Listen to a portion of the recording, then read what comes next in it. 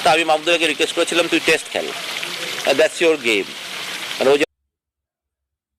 এই যে দালাল দালাল দেখছেন আপনারা, এটা হচ্ছে মাহমুদুল্লাহর পক্ষে এখন কথা বলছে, কিন্তু এই যে সুজন পটল, এই সুজন পটল হচ্ছে একটা দালাল।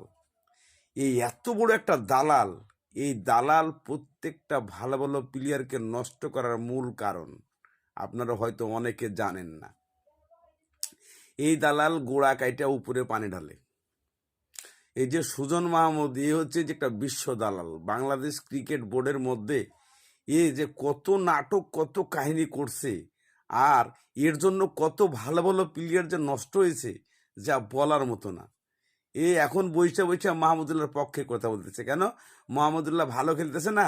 কয়দিন আগে মাহমুদুল্লাহকে বলছিল, কয় এটা আমি জানি না, আমি জানি না। আর এখন